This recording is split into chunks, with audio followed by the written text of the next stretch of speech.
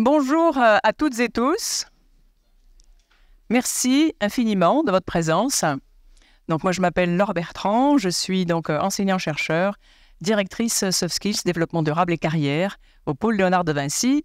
Un certain nombre d'entre vous me connaissent et je les connais bien sûr puisque on a le plaisir d'accueillir dans cet amphi nos collègues du pôle, donc des 4 activités du pôle, des 3 écoles EMLV, ESILV et IEM, et également de la formation continue Executive Education. On a le plaisir d'accueillir des étudiants également de nos différentes écoles, donc merci aux étudiants. On accueille des anciens, alors je ne sais pas où ils sont, mais on a, enfin, je sais qu'il ne faut pas dire les anciens, pardon, des alumni, des diplômés, voilà, des diplômés, des entreprises partenaires, un certain nombre de nos formateurs, voilà, donc un public de choix et un public varié pour cette conférence. Merci beaucoup. Merci bien évidemment à nos 2 conférenciers. On est très ravis et honorés qu'ils soient là ce soir. Donc Sophie Robert-Velu, qui est directrice des activités, directrice générale des laboratoires Expanscience. Et donc Yannick Servant, qui est cofondateur de la Convention des entreprises pour le climat.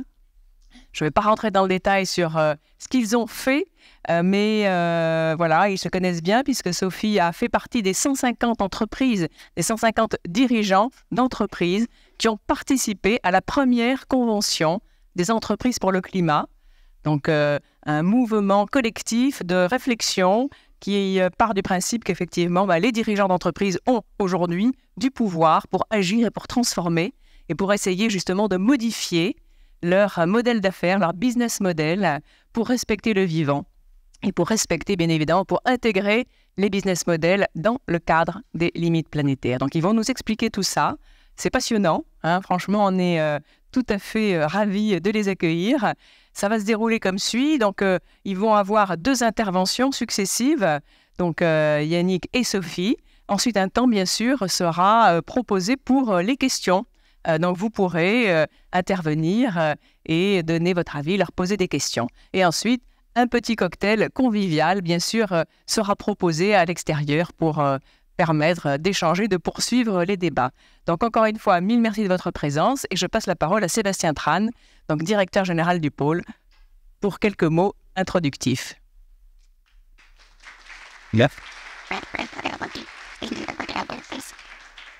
Merci Laure pour donc cette introduction. Donc moi aussi je me joins à Laure Bertrand pour saluer en tout cas la disponibilité de nos 2 intervenants, de nos 2 brillants intervenants. En tout cas, vous allez voir que les présentations vont être assez passionnantes. Un mot rapide sur le pôle quand même pour vous donner aussi l'actualité de ce qu'est devenu le pôle, puisque a priori on a des anciens diplômés, donc des alumni.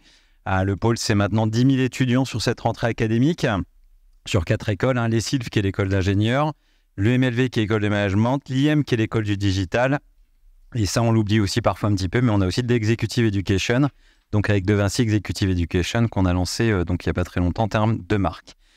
Un élément aussi qui nous anime, c'est pour nous en tout cas comment intégrer les aspects de développement durable et de RSE dans nos cursus de formation. Pas uniquement parce que simplement on nous le demande au niveau des accréditations, mais parce qu'effectivement c'est un projet qui nous anime. C'est un des positionnements aussi du pôle. Laure Bertrand travaille dessus avec ses équipes et on a nos fameux hackathons entre les écoles du pôle Léonard de Vinci qui sont tous orientés sur des aspects de développement durable et de RSE. Et on est aussi extrêmement challengé sur cette période avec beaucoup d'injonctions paradoxales. Je vais en citer quelques-unes. On nous demande effectivement de faire attention à notre bilan carbone. Et en même temps, dans nos programmes de formation qui sont reconnus par le ministère de l'Enseignement supérieur, il faut que nos étudiants partent à l'étranger. On a aussi, par exemple, des aspects très importants de développement aussi de la recherche sur des thématiques de RSE et de développement durable. Pour l'instant, c'est sur des temps longs, ça prend du temps. Et donc, comment finalement on peut aussi irriguer les travaux de recherche au niveau des entreprises pour imaginer peut-être de nouveaux modèles de consommation et de production. Dernier paradoxe que je citerai, mais qui est quand même un paradoxe qui est important pour nos étudiants. Vous le savez, les étudiants dans les écoles font des stages, font de l'alternance, cherchent des emplois. Et pourtant, on a, je crois, à peu près 2500 partenaires entreprises référencés. On a des grands groupes dans des secteurs industriels, dans des secteurs parfois énergétiques. Et puis, on a aussi des startups. Donc, finalement, comment se positionner vis-à-vis de ces acteurs ? Et notre objectif, c'est de doter nos étudiants d'une grille de lecture qui soit la plus la plus habile, en tout cas la plus complète, pour décrypter aussi un petit peu ces enjeux de transition qui sont importants, qui sont aussi pour nous un élément essentiel parce que souvent on a des débats sur faut-il travailler avec tel type de partenaire, faut-il effectivement engager des projets de recherche avec tel grand groupe. Voilà, c'est tous ces aspects-là qui nous challengent au quotidien. Et l'objectif, je crois, d'aujourd'hui, c'est finalement d'avoir un éclairage avec deux intervenants, une personne du monde de l'entreprise et puis Yannick Servant qui va nous montrer aussi un petit peu les enjeux en termes de limites planétaires et sur lesquels nous, on doit aussi se positionner.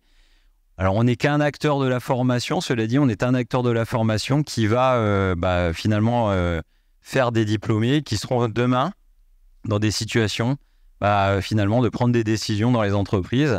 Et là, ce seront finalement nos étudiants qui demain seront dans les entreprises qui devront prendre des décisions parfois fortes, parfois radicales. Et l'objectif ici de ce cycle de conférences, c'est vraiment de les doter de tous ces outils, de toute cette réflexion et de ne pas effectivement avoir une vision binaire. On n'est pas effectivement sur des logiques forcément à chaque fois de décroissance versus croissance. Il y a peut-être des modèles un petit peu intermédiaires sur lesquels finalement nous, on doit se positionner, en tout cas avec nos étudiants. Je ne vais pas être trop long et je vais donc en tout cas vous remercier parce que vous êtes venus très très nombreux pour cette conférence et en tout cas on aura le plaisir d'échanger et de poser un certain nombre de questions à nos intervenants. On les a bien en tout cas briefés sur le fait que la parole a été complètement libre, donc voilà, il n'y a pas de questions taboues, vous pouvez poser toutes les questions à la fin des interventions. Merci et je passe la parole donc à Yannick. Merci. Merci beaucoup. Bonsoir. Est-ce que tout le monde va bien ? Vous faites plaisir. Je trouve que c'est une question qu'on me pose assez peu pour ouvrir une conférence. Qui est là parce qu'il ou elle a déjà entendu parler de la Convention des entreprises pour le climat ? Il y a quelques-uns. Qui est là parce qu'il ou elle a déjà entendu parler de Mustela ? Ouais.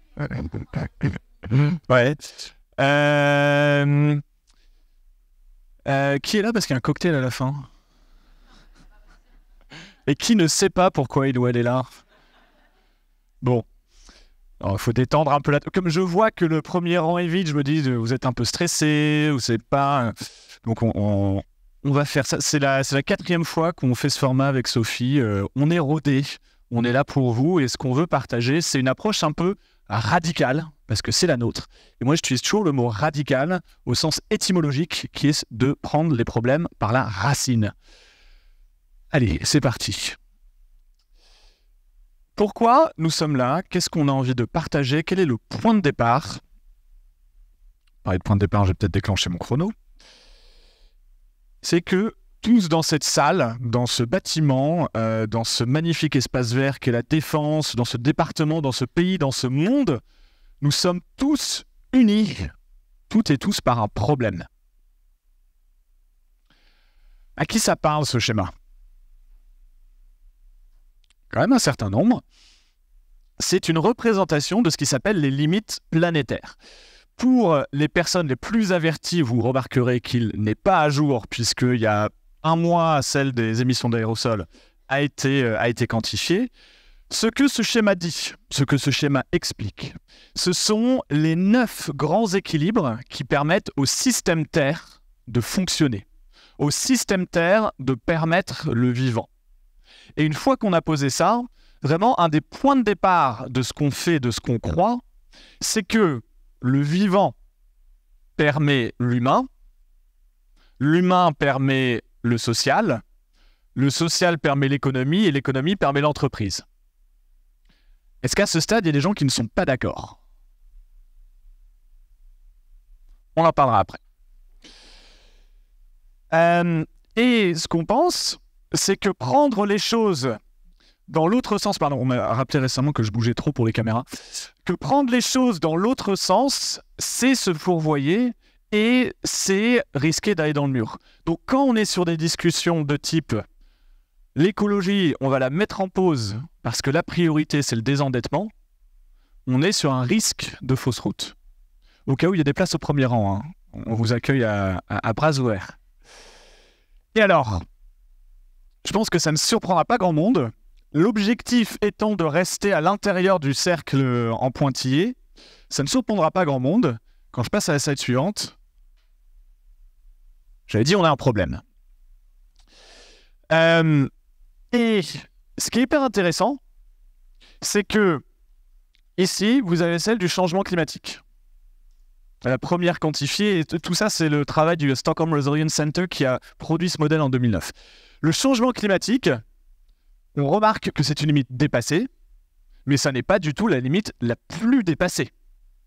La biodiversité, par exemple, en termes de diversité génétique, les cycles de l'azote, et j'en parle un tout petit peu plus tard. Et quand on a en tête que le débat public, 95% des sujets environnementaux, ce sont des sujets climat, en France notamment climat-énergie à cause de nos choix des années 60, on se dit qu'on a un problème quand même. Aujourd'hui, et depuis surtout la COP15 biodiversité à Montréal de l'année dernière, je ne dis pas de bêtises, la biodiversité, ça commence à plus s'intégrer. On commence à créer le lien entre les deux. Mais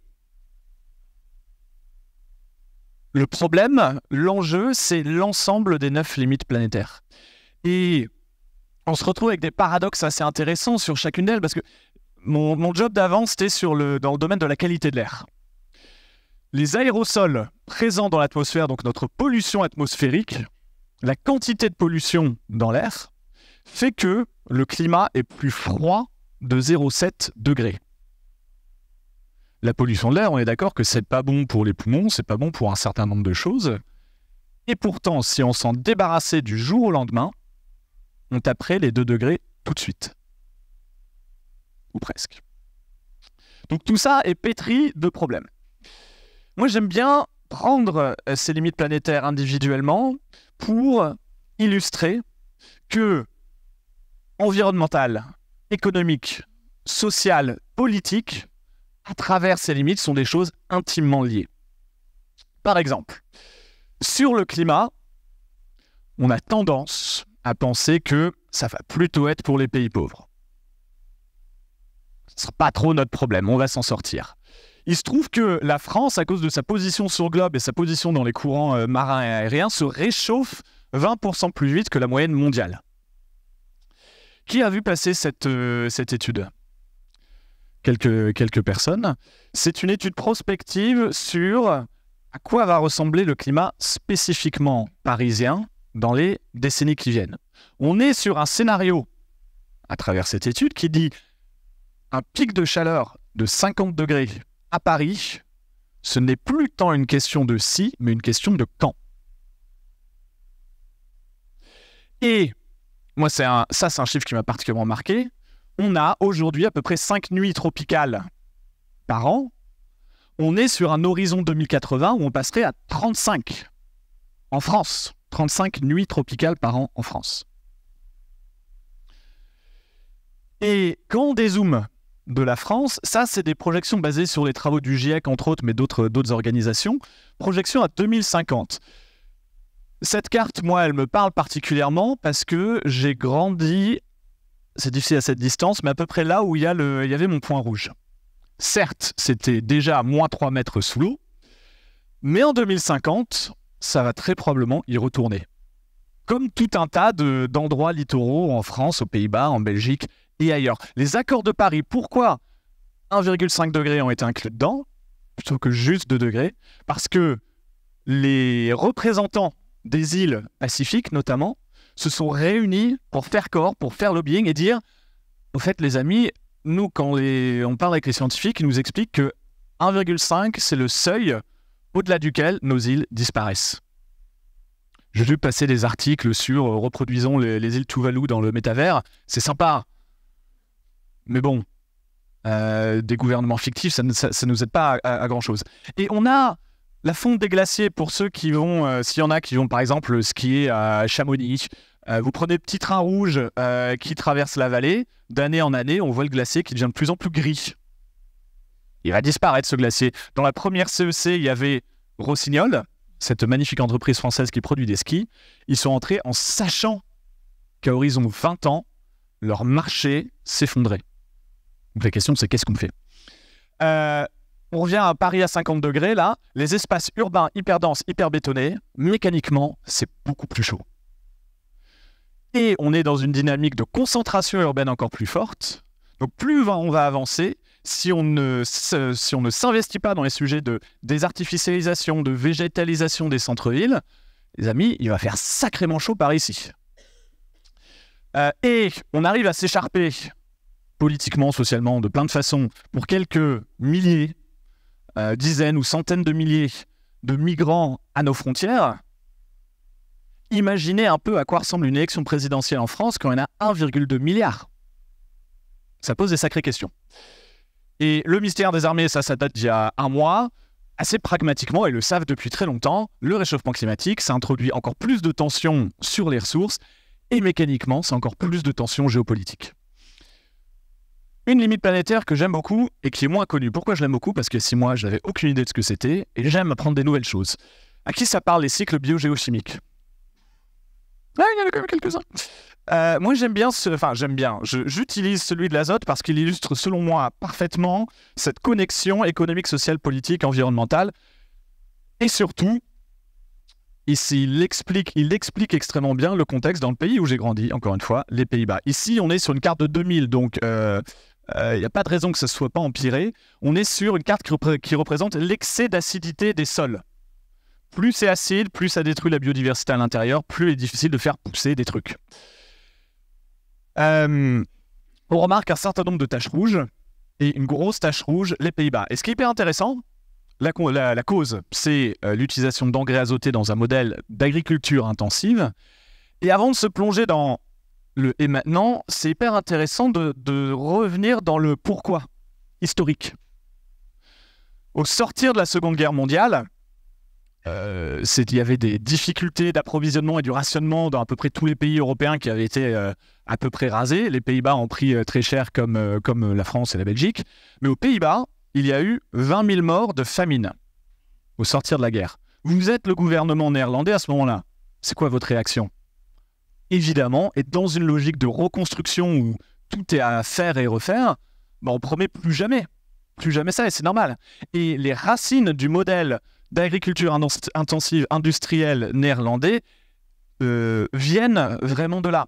Et ça fait qu'aujourd'hui, les Pays-Bas, 17 millions d'habitants, mais le deuxième exportateur agricole mondial en valeur, derrière les États-Unis, pour 17 millions d'habitants. Le problème, c'est que quand il y a trop d'azote dans les sols, ma sœur habite toujours aux Pays-Bas à côté de La Haye, elle m'a envoyé une photo, ça c'est quand il ne pleut pas, les canaux se recouvrent d'algues, ce qui enlève l'oxygène qu'il y a à l'intérieur. Vous avez sûrement vu des vidéos un peu choc de bancs de poissons entiers morts qui se retrouvent échoués parce qu'il n'y a plus d'oxygène dans l'eau. C'est le même mécanisme. Et en passant, quand on relie ça au changement climatique, quand j'avais 5 ans, je faisais du patin à glace sur ces canaux tous les hivers. Aujourd'hui, ça ne se fait presque plus. Ma nièce ne fait pas de patin à glace l'hiver, ou très peu.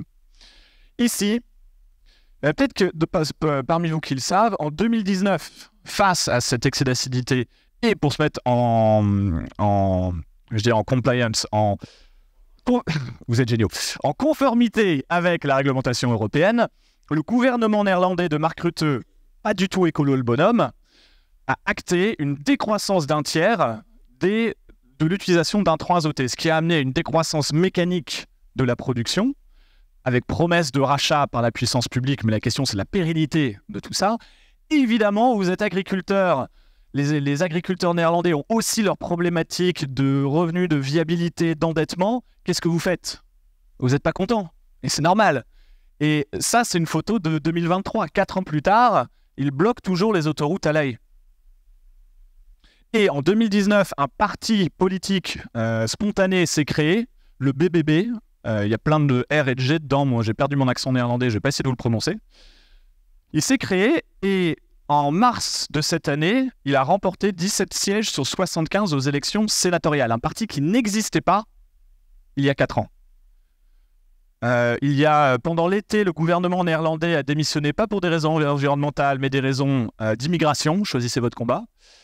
Et ce parti-là est pressenti pour occuper la 2e ou la 3e place dans l'échiquier politique néerlandais. Cause environnementale, conséquences économiques, conséquences sociales, conséquences politiques. Et face à ça, qui ici a déjà fait une fresque de climat? Je m'attends évidemment. Qui a terminé sa fresque sur l'idée du triangle de l'inaction? Après la fresque, qui pose le constat de se demander mais pourquoi rien ne change ? C'est que entre société civile, puissance publique, monde de l'entreprise, chacun trouve des très bonnes raisons de dire en fait, ce serait quand même aux autres de se bouger avant moi. Dans le monde de l'entreprise, on va dire attendez, moi j'applique les réglementations et je produis ce que les consommateurs me demandent. Les consommateurs vont dire attendez, qu'est-ce que vous voulez que j'achète d'autre que ce qu'on m'offre ? Et la puissance publique va dire attendez les amis, moi j'ai été élu sur un programme, vous n'avez pas de me demander de faire autre chose que mon programme, que les gens votent pour quelqu'un d'autre dans ce cas. Tout le monde a une bonne raison. Et donc, ça n'avance pas. Ce qu'on pense, c'est que pour sortir de là, il faut qu'un premier pas vienne de quelque part. Et ce que je pense, c'est que ce premier pas, il viendra d'un endroit où on peut trouver la combinaison de pouvoir et de courage. Si on prend point par point, la société civile, les activistes, les scientifiques, les associations, ce sont des gens qui ont énormément de courage. Est-ce qu'ils ont du pouvoir ? Comme qui ? Le pouvoir que ces gens-là ont, il est très localisé et surtout, il peut avoir une puissance symbolique, au sens de inspirationnel. Malheureusement, Cyril Dion n'a pas encore fait bouger Patrick Pouyanné. Quand on regarde le monde politique, c'est constitutionnel, le pouvoir qu'ils ont, donc il est indiscutable. Est-ce qu'il y a du courage ? Comme c'est enregistré, je vous laisse répondre.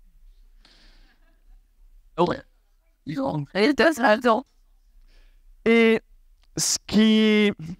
Moi, la première rencontre politique que j'ai faite dans le cadre de la CEC, c'était un député de la majorité, au papote, et au bout de 15 minutes, il me coupe en disant « En fait, Yannick, faut que tu te rendes compte que mon job dépend de l'opinion publique et que l'opinion publique change tous les 6 mois. »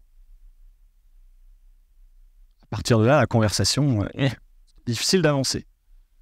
Mais quelque part, il y a un élément de réalité là-dedans. Dans le monde politique, assumer son courage, c'est risquer de sauter à la prochaine élection ou au prochain remaniement ministériel. Un élu qui perd son mandat devient conférencier, en gros. Je n'ai jamais été élu. Et donc, c'est extrêmement difficile d'activer son courage. Monde de l'entreprise. Bon, j'ai choisi ces têtes-là un peu à dessein. Est-ce que ces gens-là ont du pouvoir ? Et en termes de courage ? En général, il y a du oui, non, ça dépend. Ce qu'on pense de notre côté, c'est que dans le monde économique, il y a un système de contraintes et un système de possibilités qui fait qu'on croit que cette alliance de courage et de pouvoir pour le premier pas, on pense que ça peut venir de là, et on pense notamment qu'à travers la figure de la dirigeante, du dirigeant, peut se passer des choses. L'équipe qui a créé ce projet de convention des entreprises pour le climat, on vient du monde de l'entreprise. Moi, j'étais plutôt directeur marketing en start-up, Eric, directeur de business unit de Michelin, différents profils, et on a tous vécu la dissonance dans le monde de l'entreprise entre ce que l'entreprise raconte à l'externe, ce qu'elle raconte en interne et ce qu'elle fait vraiment. Et puis, cette figure du dirigeant, on sait que on peut avoir la meilleure équipe RSE du monde dans une entreprise, si la personne tout en haut s'en fout, rien ne change. L'inverse peut permettre des choses assez incroyables. Et nous, on se pose la question, l'entreprise a des clés, l'entreprise a un pouvoir, qu'est-ce qui manque pour débloquer tout ça ? Et on voit deux choses qui nourrissent l'inertie, les injonctions contradictoires et le dilemme du prisonnier. D'abord, pour caractériser l'inertie, est-ce que, en prenant juste le climat, avons-nous commencé collectivement juste à baisser nos émissions ? Non. Les émissions mondiales continuent d'augmenter. Face à ça, peut-être qu'il y en a parmi vous qui ont vu la table ronde à la REF du MEDEF où il y avait entre autres Jean Jouzel et Patrick Pouyanné qui débattaient. Assez tôt dans le débat, Jean Jouzel parle, puis Patrick Pouyanné prend la parole pour dire En gros ça, je connais et respecte l'avis des scientifiques, le problème c'est qu'il y a la vie réelle. Cette transition, je suis désolé Jean, elle prendra du temps, je dois assurer la sécurité d'approvisionnement au coût le plus efficace. Fin du mois, fin du monde, posé là comme ça, avec la vie réelle invoquée, et là je reviens à ce que je disais au début. Est-ce que la vie réelle, c'est la construction économique, ou est-ce que la vie réelle, c'est la conscience physique que le vivant permet l'humain, permet l'économie? Il y a un vrai challenge de dans quel camp est la vie réelle, et c'est un peu emmerdant qu'on en soit encore à débattre de ça. Et on comprend pourquoi, mais c'est emmerdant. Les injonctions contradictoires, être dirigeant d'entreprise, et Sophie l'est beaucoup plus que moi, elle pourra en parler, c'est faire ce qu'on peut pour que tous ces gens-là soient capables de se parler sans se mettre sur la figure. Qui pense que c'est facile? Sophie? Ah, Sophie, elle lève la main. C'est parce que c'est une dirigeante exceptionnelle. Dans la majorité des cas, ça ne l'est pas. Sophie vous expliquera dans quel cas ça l'est. Ça, déjà, c'est compliqué. Mais quand en plus on vient vous rajouter une contrainte dans laquelle on a du mal à se projeter vers autre chose que le fait que ça rendra tout plus cher, ça bouffera les marges et ça polarisera les parties prenantes, bah c'est compréhensible que pour des dirigeants, pour des décideurs, ce soit extrêmement difficile de s'y mettre, de prendre le sujet à bras-le-corps. Et ça s'explique pour moi encore mieux quand on prend l'analyse d'IM du prisonnier. Donc, si vous avez fait un bac ES, ICOI ou licence d'éco, tout ce genre de choses, le dilemme du prisonnier, ça en parle peut-être à certains.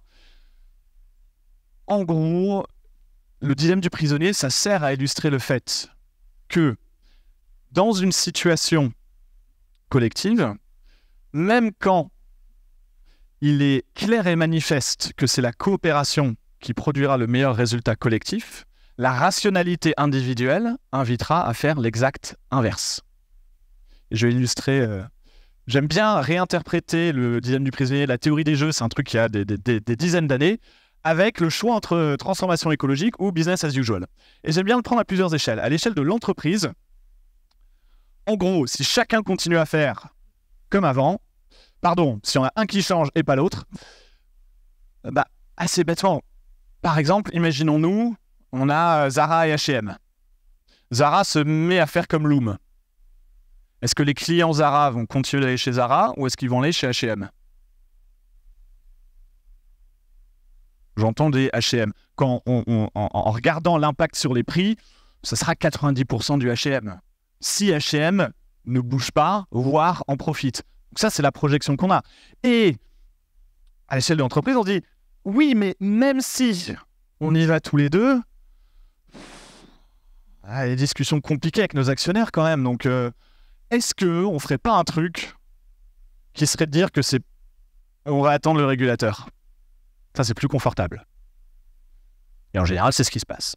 Si on prend à une autre échelle, qui est l'échelle humaine du dirigeant, de la dirigeante, changer et pas l'autre, c'est prendre le risque, si on reprend du Zara H&M par exemple, que je me plante.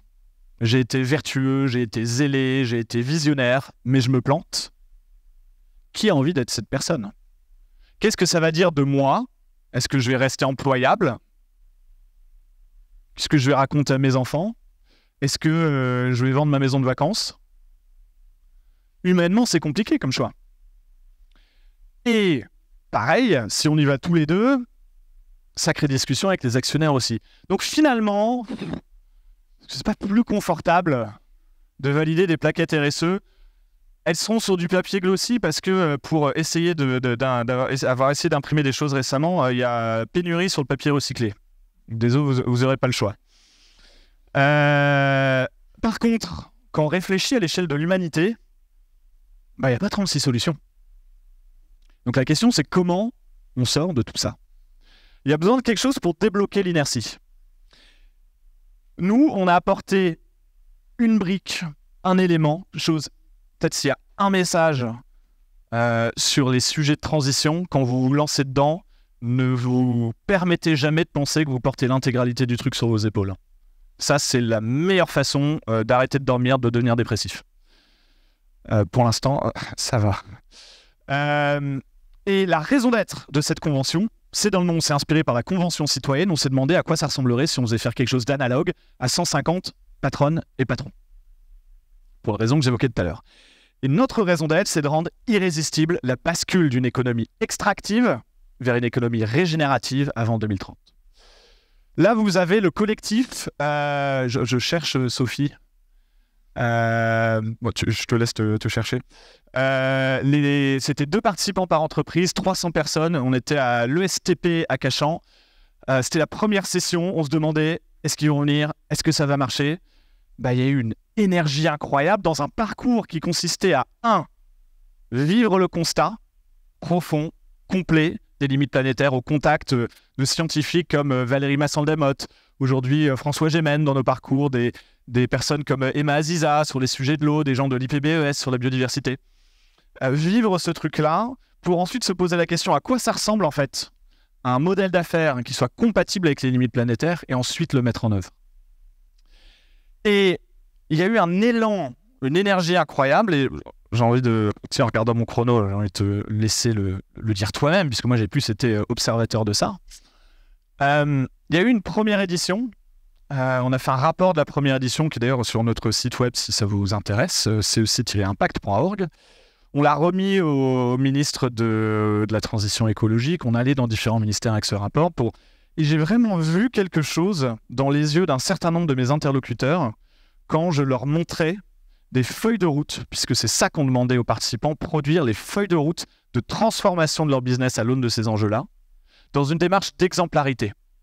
De se dire, réclamer le changement du Yaka Faucon, il y a 5 tribunes par jour qui sont publiées sur le sujet. Et ça ne marche pas, malheureusement. Par contre, qu'est-ce qui se passe si ce sont des dirigeants d'entreprise qui ont ce pouvoir d'attraction auprès du monde politique, qui commencent par dire « voilà le risque que je prends, voilà ce que je transforme, et voilà comment vous pouvez, et voilà pourquoi je le fais, voilà comment vous pouvez nous accompagner vers ce dont on a besoin. » Sophie, en parlant de risque qu'on prend, Sophie vous présentera la sienne.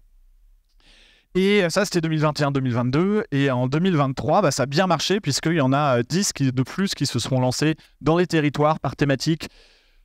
Jeudi dernier, j'étais au lancement de la CEC du monde financier. 800 milliards d'actifs sous gestion dans la salle. On espère qu'on arrivera à faire un truc avec ces gens-là. C'est bien parti. On a su, et ça c'est hyper important pour nous, notre recette, on va dire, c'est réussir à allier la partie rationnelle et la partie sensible. Les dirigeants vivent dans les feuilles Excel, en tout cas, une grande partie d'entre eux. Ils regardent leur EBITDA, ils regardent leur cash flow, ils regardent toutes ces choses-là. Et en France, on a une approche, on a la chance d'avoir des gens comme Jean-Marc Jancovici qui vulgarisent extrêmement bien. Et c'est un discours qui est encore très ingénieur, très quanti. Les ordres de grandeur sont critiques à comprendre. Par contre, si on reste à n'activer que la partie analytique du cerveau, on passe à côté de l'élan de transformation dont on a besoin. Nous, ce qu'on observe et ce qu'on croit, c'est que c'est en prenant ces ordres de grandeur, en les laissant descendre dans les tripes et en se posant la question « Ok, ça veut dire quoi sur le monde dans lequel vont vivre mes enfants ?» Et même, on n'en est maintenant plus à la question des enfants, mais on a des questions de type « À quoi va ressembler ma retraite ? À quoi va ressembler ma carrière, mon job dans 20 ans ?» On est sur ces pas de temps-là maintenant. Et quand on se pose des questions de fond comme ça et qu'on laisse le truc descendre dans les tripes, pour nous, c'est là qu'on trouve l'élan pour aller vers les transformations dont on a besoin. Et notre théorie du changement, c'est que on peut partir d'un petit groupe de dirigeants. Il y a 2 millions d'entreprises en France. 1000 dirigeants, qu'est-ce que c'est ? Ce qui est intéressant avec les dirigeants d'entreprise, c'est que leur job, c'est d'être influent, c'est de réseauter, c'est de donner un cap, c'est d'aller à la rencontre, d'aller vers le monde politique, vers le monde économique. Donc en profitant de ça et en faisant en sorte que ce soit soutenu par des transformations radicales, alors on peut aller vers le monde économique, vers le monde politique, pour raconter un autre récit. Et ça mène moi à la fin de mon propos qui est ça fait 3 ans que ça existe, là, c'est très court, on est tout bébé. Et quand on regarde par exemple le Shift Project, ça peut vous parler, ça a 10-15 ans le Shift Project. En 3 ans, moi je retiens 4 choses. 1, il y a une question fondamentale du rapport au temps. Price font une étude annuelle sur le temps médian passé dans le rôle de CEO pour les 2500 plus grosses market cap mondiales. C'est 5 ans. C'est-à-dire que vous avez un dirigeant en face de vous, vous lui demandez de se projeter à 6 ans, de façon médiane. C'est pas possible, il ne sera plus là. Elle sera plus là. À côté de ça, je vous présente Antoine, le président de Arémon, qui est une entreprise industrielle basée à Grenoble.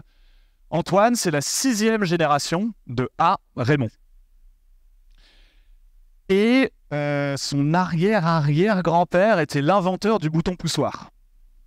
C'est une entreprise qui fait de la fixation, notamment pour l'application automobile, mais depuis la CEC, ils réfléchissent vraiment à comment on élargit le périmètre. Antoine, le bouquin qui tient entre les mains, c'est celui qu'il a publié, c'était pendant la CEC d'ailleurs. Il raconte les 35 ans de carrière de son père. Il raconte ses 30 et des poussières, je crois qu'il a 62, 63, un truc dans le genre. Dans les statuts, il est indiqué qu'un président doit rendre son tablier à 65 ans. Et il se projette dans les 35 ans de carrière de sa fille qui va reprendre les rênes. Donc dans la tête d'une personne, 105 ans d'histoire de boîte. Dans un contexte comme ça, est-ce que c'est difficile de se projeter en 2030, qui est dans 7 ans? Bien sûr que non. En 2040, en 2050 même. Sa fille sera toujours présidente quand on sera en 2050. Donc là, il y a vraiment quelque chose. Et ça, c'est François Gémen qui l'a partagé à la CEC des cabinets de conseil. Là, c'est un graphique qui exprime les objectifs net zéro en multiples du temps passé sur le job du dernier CEO. Dit autrement, on est en train de dire que Lafarge, dont le net zéro est pour 2050, le dernier PDG ayant passé 1 an et demi sur le job, net zéro pour Lafarge, c'est dans 13 PDG.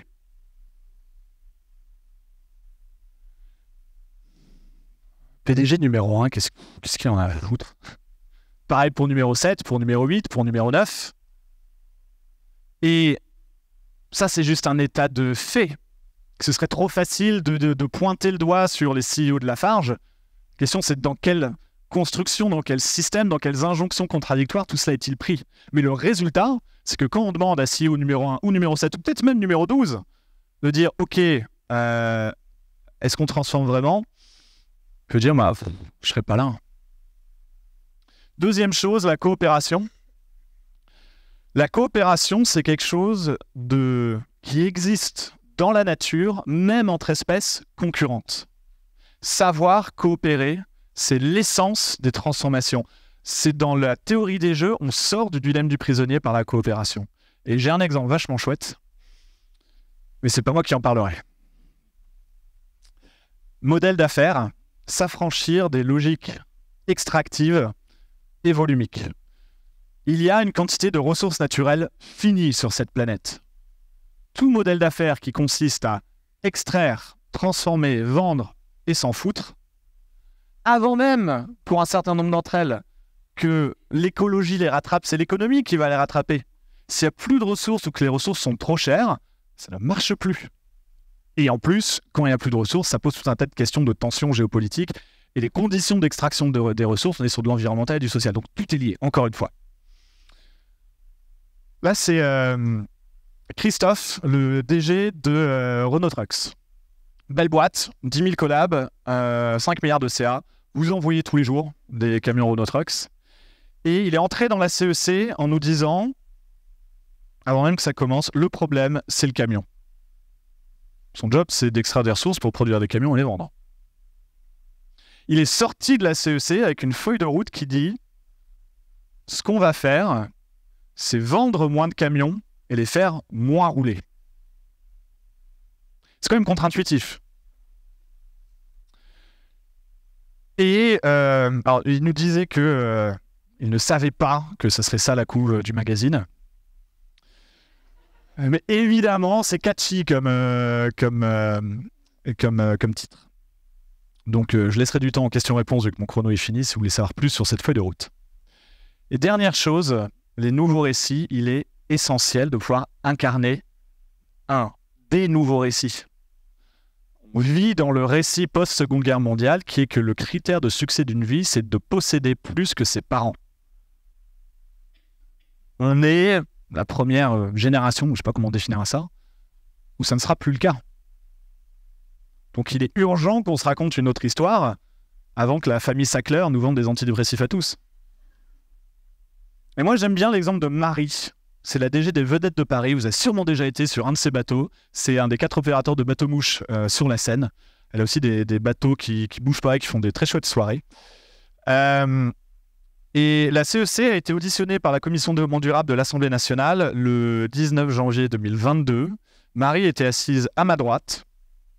Et pour présenter ce qu'elle fait dans la vie, 35 députés devant nous, et elle dit « Mon métier », et c'est dans les archives de l'Assemblée nationale, « Mon métier consiste à faire des ronds dans l'eau à des touristes chinois qui sont à Paris pour 36 heures avec un EasyJet qu'ils ont payé 50 € et qui, sur mon bateau, vont acheter des tours Eiffel en plastique produites chez eux. » C'est la DG. Son propos est public. Marie, depuis la CEC, elle se pose des questions comme « Est-ce que mes bateaux pourraient transporter autre chose que des touristes ?» Elle s'est rendue compte qu'en 2022, elle avait transporté moins de monde, mais fait la même marge. Donc elle dit, en fait, pourquoi je m'emmerderais? Surtout pourquoi j'emmerderais mes équipes? Chercher à faire toujours plus de volume, toujours plus de monde sur les bateaux, c'est la recette parfaite pour que mes équipes se sentent perpétuellement sous pression. Si je peux faire moins et avoir la même marge, allons-y. Puisque je peux transporter autre chose. Est-ce que mes bateaux pourraient dépolluer la Seine plutôt que les polluer? Et tout un tas de choses qui s'ouvrent quand on se dit, notre système de contraintes entrepreneuriales, c'est celui des limites planétaires et de ressources naturelles finies. On peut choisir de voir ça comme de l'écologie punitive, ou on peut choisir de voir ça comme juste le système de contraintes qu'on a.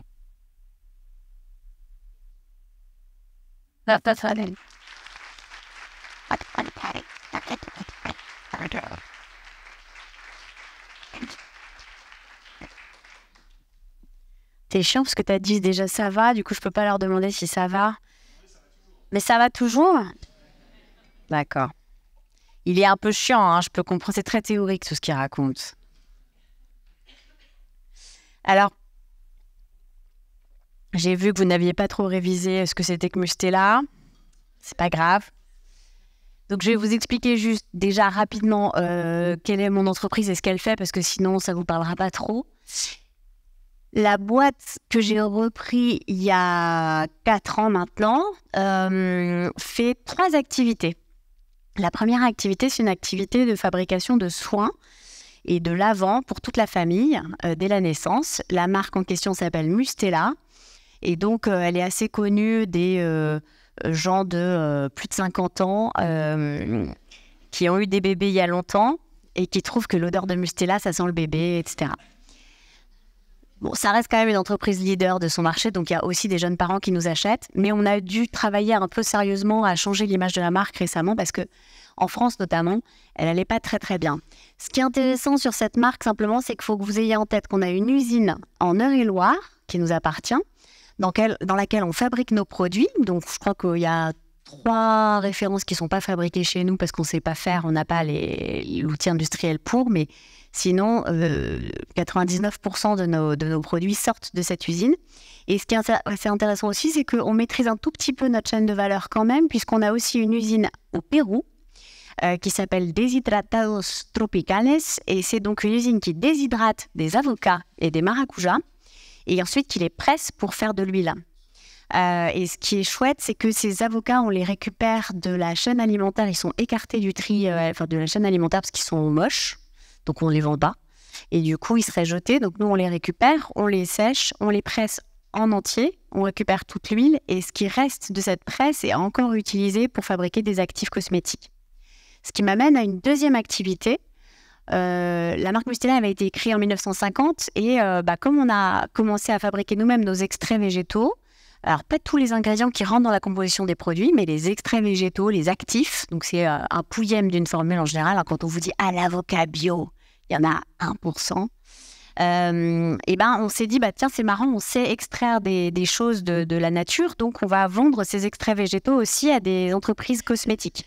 Donc, à votre droite ici, vous avez l'activité d'actifs cosmétiques qu'on vend à Estée Lauder, Chanel, L'Oréal, etc. Et on s'est plutôt spécialisé ces 20 dernières années sur la fabrication d'actifs végétaux qui sont issus de ce qu'on appelle de l'upcycling, c'est-à-dire vraiment des produits secondaires en fait de l'alimentaire par exemple. Donc ça peut être du son de quinoa, de la paille, voilà, on va récupérer des choses qui seraient jetées normalement ou pas consommées et on va leur donner une deuxième vie et on va les utiliser ensuite dans des produits cosmétiques des grands groupes. Et puis troisième activité, c'est une activité de médicaments, fabrication de médicaments autour de l'articulation et de l'arthrose. Donc de la naissance au grand âge. On s'intéresse au bien-être des individus. C'est d'ailleurs la raison d'être qu'on s'est choisi il n'y a pas si longtemps, aider les individus à façonner leur bien-être. Et je vous reparlerai de raison d'être après. Donc on a une usine unique, on est très fiers de produire en France, mais on est présent dans 100 pays. Donc c'est sympa d'avoir une usine en France, mais ça veut dire quand même qu'on achète nos matières premières un peu partout dans le monde, on les ramène à Épernon en Eure-et-Loire, on fabrique nos produits et on les renvoie dans le monde entier. Donc, le local a parfois, le côté Made in France a parfois un certain nombre de travers. Donc ça, c'est nos 3 activités. Ce qui est intéressant, c'est que cette entreprise donc familiale créée en 1950, elle a pas... Alors, je ne vais pas vous faire comme Mattel qui vous explique que Barbie a toujours été féministe. On n'a pas toujours été dans la RSE non plus, il ne faut pas exagérer. Mais il y a eu une prise de conscience de mon président actuel, qui est le fils du fondateur. Donc Jean-Paul Berthomé a été contacté il y a quelques années, au début des années 2000, par Raymond Barre, qui connaissait son père, etc. Et qui lui dit « Ouais, faut signer les accords le pacte mondial parce qu'il n'y a pas d'entreprise française qui l'a signé. Du coup, on a l'air vraiment trop con. Donc, si tu pouvais signer, ça serait bien. » Donc, il signe le pacte mondial. Et derrière, il se dit, bon, ça ne suffit pas d'avoir signé, il va falloir réfléchir à réellement ce qu'on fait autour de ces objectifs de développement durable. Donc, signature en 2004 du pacte de l'ONU. Suite à ça, on commence à réfléchir à nos externalités négatives, en gros, notre empreinte négative. En quoi notre activité aujourd'hui, certes, elle fait sûrement plaisir à certains parents, elle fait du bien à l'articulation, mais à côté de ça, il y a énormément d'effets pervers. Donc, ils ont travaillé pendant 5-6 ans sur ce sujet. Puis, dès les années 2010, ils ont lancé un travail de transition RSE. Une RSE à la papa, relativement petit pas, faut y aller tout doux. Néanmoins, relativement tôt quand même. Donc, là-dessus, je pense que c'est important de savoir que c'est une transformation qui ne date pas totalement d'hier. Et sur les 10 premières années, le travail, ça a été de naturaliser les formules, de travailler sur des packaging recyclables. Aujourd'hui, ça vous paraît complètement débile de parler d'un packaging recyclable. Vous faites toute matière est recyclable, mais si elle n'est pas recyclée, ça ne sert pas à grand-chose. Mais bon, à l'époque, c'était déjà un premier travail. Et puis, à la fin des années 2010, justement, en 2018, on a chopé la certification B Corp, qui est un référentiel intéressant sur à peu près 200 points. On analyse l'activité de l'entreprise, la manière qu'on a de payer les hommes, les femmes, comment on choisit nos sous-traitants, comment on les embarque dans une modification de leurs pratiques, etc. Et donc, on a eu cette première certification en 2018, qui n'était pas une fin en soi, parce que je pense qu'il n'y a pas beaucoup de consommateurs aujourd'hui qui connaissent B Corp. Mais en revanche, c'est intéressant parce que c'est un référentiel dynamique. Tous les 2 ans, vous devez repasser votre certification. Et B Corp, en général, vous dit « Ah, j'ai changé mon référentiel. J'ai bien réfléchi. Je vais t'enlever des points là-dessus parce qu'en fait, ça ne va pas. » Donc, du coup, c'est intéressant parce qu'on est en permanence en discussion avec B Corp pour leur demander alors, c'est quoi les nouveaux trucs ? Récemment, par exemple, à la dernière recertification, ils nous ont enlevé des points parce qu'on était avec des banques traditionnelles. Donc, à la première réunion avec nos banques, on leur a dit on a été recertifiés, mais c'est pas grâce à vous. Donc, ça permet aussi de challenger un certain nombre de partenaires. Et puis, au-delà de la certification B Corp, on est rentré à la CEC en 2021, en même temps qu'on avait choisi de passer dans un statut nouveau qui s'appelle le statut de société à mission. Donc, je ne sais pas si vous connaissez ce statut. Le principe, en général, c'est que dans les statuts d'une entreprise, il y a un paplard qui dit, voilà, je crée une entreprise, voilà l'objectif de l'entreprise. Et il y a toujours, depuis le début de la création des sociétés, faire de l'argent comme but ultime de l'entreprise. Ce qui est OK. Sauf que dans le statut de société à mission, vous choisissez d'inscrire dans les documents administratifs de votre entreprise autre chose que l'argent. Vous pouvez quand même garder l'argent comme fin en soi, Moi, je préfère l'utiliser comme un outil. Néanmoins, c'est un outil très utile. Et ce qu'on a rajouté, nous, dans ces statuts, c'est une mission autour donc, du bien-être, mais surtout, ensuite, vous le détaillez en objectifs de mission. Ces objectifs de mission, ensuite, vous devez donner des indicateurs de performance dessus, avec des dates. Et puis, vous avez un comité de mission externe qui vient et qui va regarder tous les ans si vous avez donné les moyens à vos salariés de réaliser les objectifs, si vous avez réussi, et il va valider ou pas valider vos objectifs de mission chaque année. Un peu comme un commissaire aux comptes qui va valider ou pas vos comptes en fin d'année. Donc, c'est intéressant parce que vous créez finalement un contre-pouvoir dans l'entreprise qui va vous parler d'autre chose que d'argent et qui va vous obliger à répondre des missions que vous vous êtes données avec l'entreprise. Alors, la CEC, j'y viens parce que c'était pour nous un moment relativement important parce que, comme vous le voyez, ça ne datait pas totalement d'hier. C'est cette idée de se transformer et d'être responsable quant aux impacts finalement de notre activité.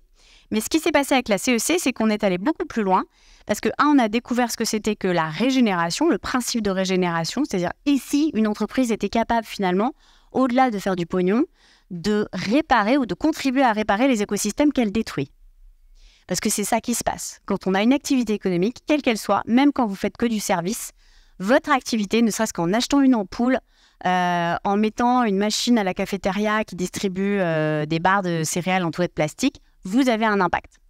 Et donc cet impact, il faut réfléchir déjà à le mesurer, mais derrière, il faut surtout se poser la question de comment, petit à petit, mon activité économique pourrait contribuer, non pas à réduire mon impact, mais carrément à réparer la société dans laquelle je vis, dans laquelle mon entreprise agit.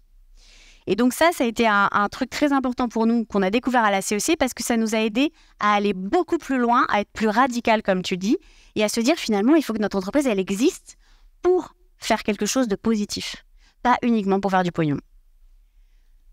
Alors la prise de conscience, évidemment, elle a été très forte dès la session 1. Tu voulais que je témoigne. C'était assez intéressant de voir quand même 150 entreprises. Donc il y avait des binômes. On était un directeur général et en général un directeur de la RSE quand il existait. Donc il y avait 300 personnes dans cette salle et on a découvert, grâce à des scientifiques du GIEC qui sont venus nous voir, qui nous ont expliqué pas mal de choses, que globalement, la vie de nos enfants, mais aussi notre vieillesse, allait être fort différente de ce qu'on avait vécu jusqu'à présent. Donc tout le monde était en larmes, objectivement. Donc c'était assez intéressant de voir que finalement, vous êtes quand même obligé de passer par le fameux U de la dépression ou du deuil, qui est de comprendre que ça va être catastrophique, qu'on va quand même vivre des décennies à la Mad Max et que ça ne suffit pas juste de penser qu'en se fermant les yeux, ça ira mieux. En fait, ça n'ira pas mieux. J'ai souvent dit à mon directeur financier qui me disait « Ah, bon, l'inflation, je pense que ça va se calmer d'ici 6 mois. » Je dis « Oui, peut-être.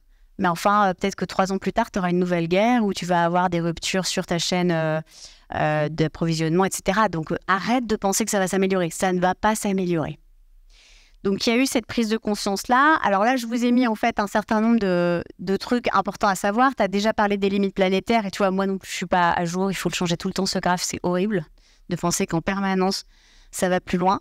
Nous, ce qu'on avait fait, c'est qu'on avait réalisé notre premier bilan carbone juste après la certification B Corp. Donc, on sait d'où on part et on s'est engagé, même avant la CEC, pour le coup, sur une trajectoire de décarbonation.